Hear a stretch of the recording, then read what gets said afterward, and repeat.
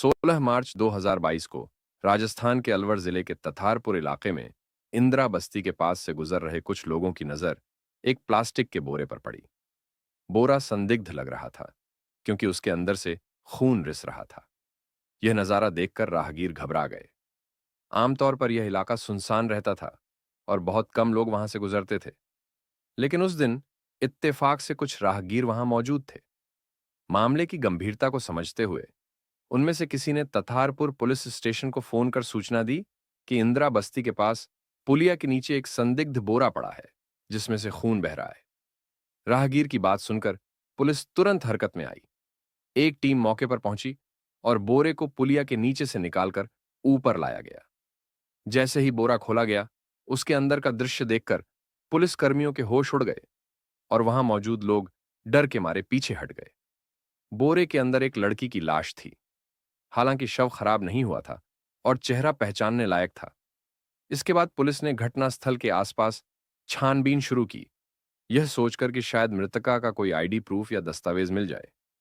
लेकिन कई प्रयासों के बावजूद वहां से ऐसा कुछ भी बरामद नहीं हुआ।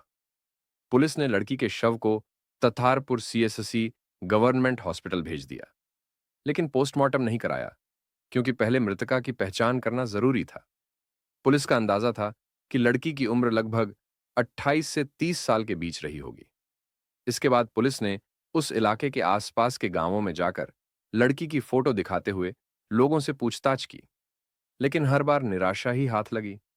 कोई भी लड़की की पहचान नहीं कर पा रहा था।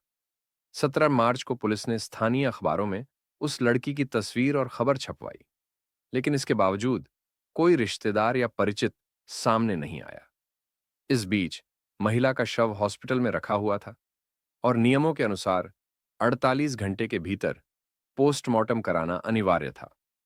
लड़की के घर वालों का पता न चलने पर पुलिस को मजबूरी में उसका पोस्टमार्टम कराना पड़ा। तथारपुर पुलिस ने आसपास के सभी पुलिस स्टेशनों से संपर्क किया और 28 से 30 साल की किसी महिला की गुमशुदगी की रिपोर्ट के बारे में पूछताछ की, लेकिन किसी भी थाने में ऐसी कोई मिसिंग रिपोर्ट दर्ज नहीं की गई थी। जल्द ही पोस्टमार्टम रिपोर्ट सामने आई, जिससे खुलासा हुआ कि महिला की मौत दम घुटने से हुई थी। उसकी गर्दन पर गला दबाए जाने के निशान थे और इस दौरान उसने संघर्ष भी किया था, जिसके कारण उसके शरीर पर चोटों के निशान पाए गए। यह साफ हो गया था कि यह मामला हत्या का है।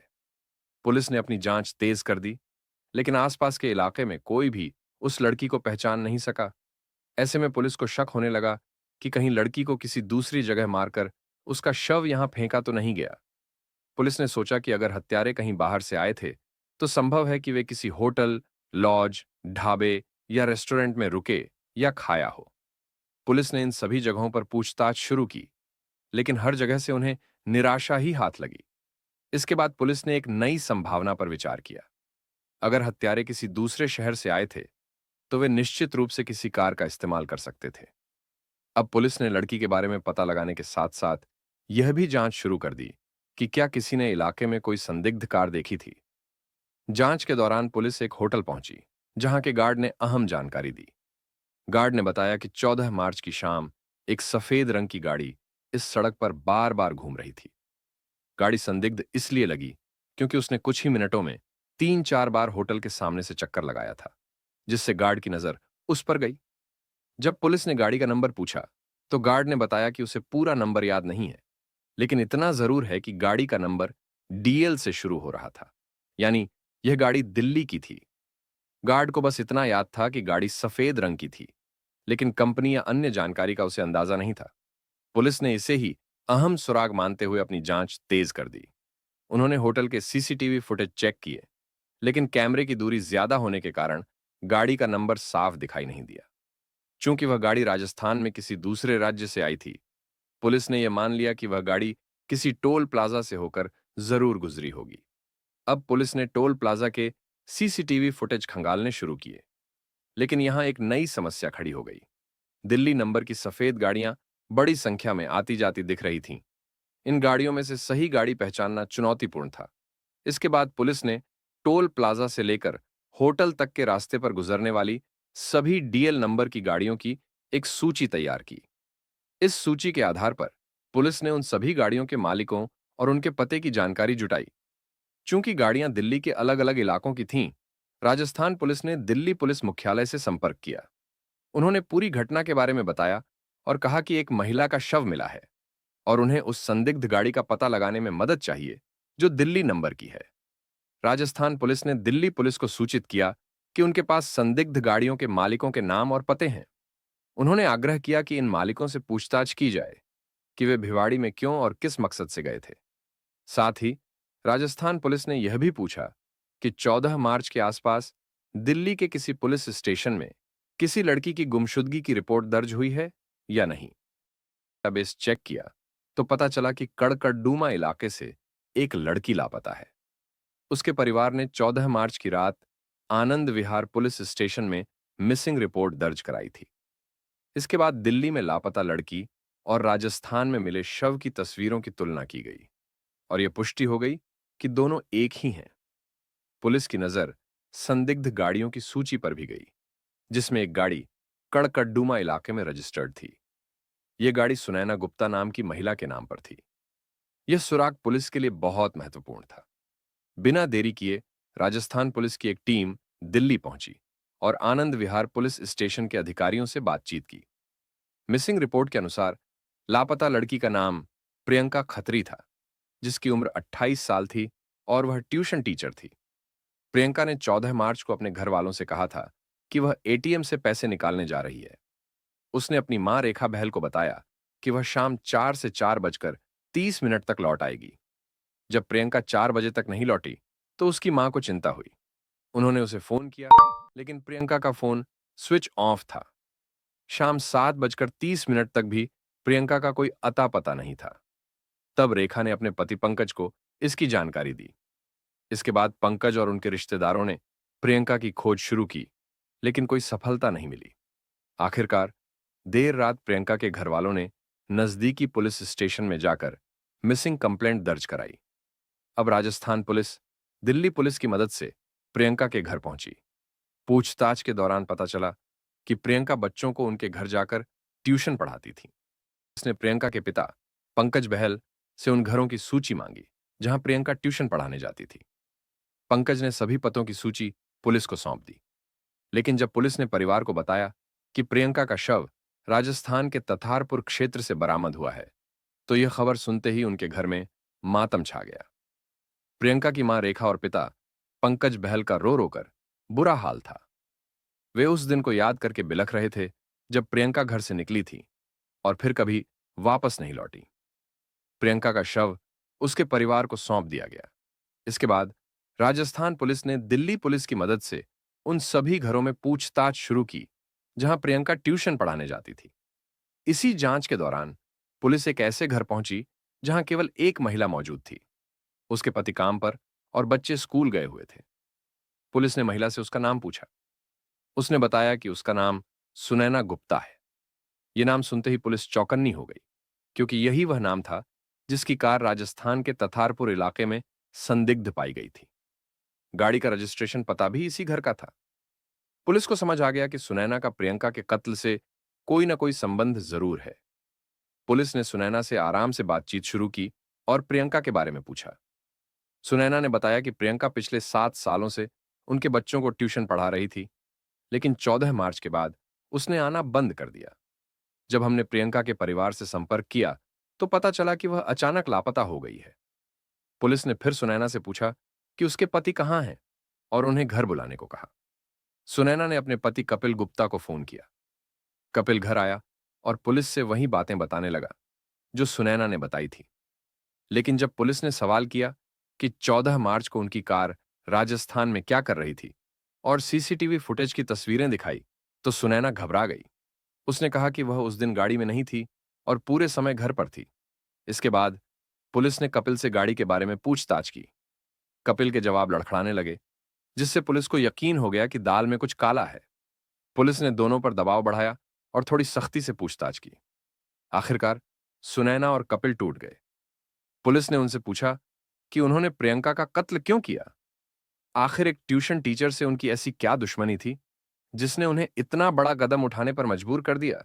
उनके कबूलनामे ने केस को एक नया मोड़ दे दिया।